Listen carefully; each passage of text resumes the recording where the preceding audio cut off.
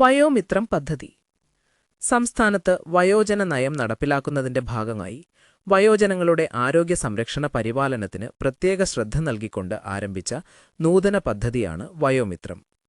പ്രദേശത്തെ തദ്ദേശ സ്വയംഭരണ സ്ഥാപനങ്ങളുമായി മുനിസിപ്പാലിറ്റി, കോർപ്പറേഷൻ ചേർന്ന് ഒരു സംയുക്ത പദ്ധതിയായിട്ടാണ് വയോമിത്രം പദ്ധതി നടപ്പിലാക്കി വരുന്നത്. ആദ്യഘട്ടമെന്ന നിലയിൽ മുനിസിപ്പൽ കോർപ്പറേഷൻ പ്രദേശങ്ങളിലാണ് പദ്ധതി നടപ്പാക്കി വരുന്നത്.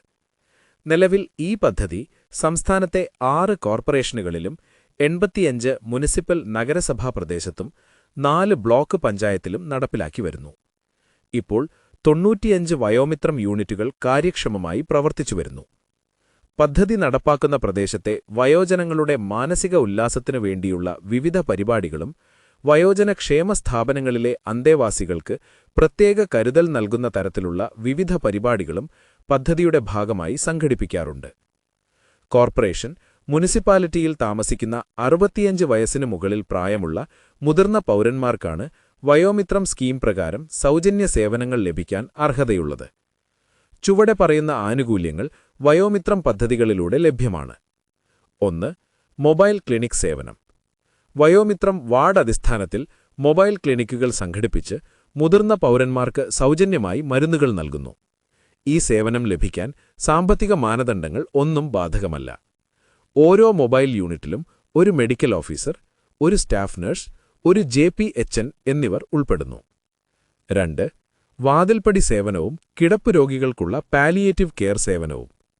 പദ്ധതി പ്രദേശത്തെ കിടപ്പ് രോഗിയായ മുതിർന്നവർക്ക് സൗജന്യ ആരോഗ്യ പരിശോധന, മരുന്ന് വിതരണം, പാലിയേറ്റീവ് പരിചരണം എന്നിവ നൽകുന്നതിനായാണ് ഈ സേവനം. 3.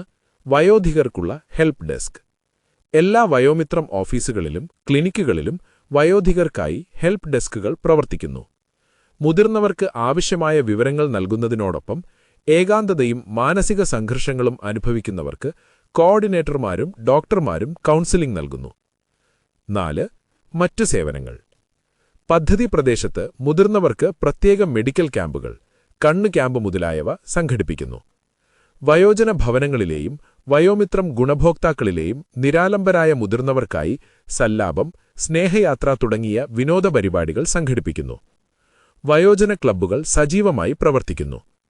NGOകളുടെയും മറ്റു സ്ഥാപനങ്ങളുടെയും സഹകരണത്തോടെ സ്പോൺസർഷിപ്പ് പരിപാടികൾ സംഘടിപ്പിക്കുന്നു. ആരോഗ്യവും ക്ഷേമവും സംബന്ധിച്ച പ്രത്യേക ദിനാചരണ പരിപാടികൾ സംഘടിപ്പിക്കുന്നു.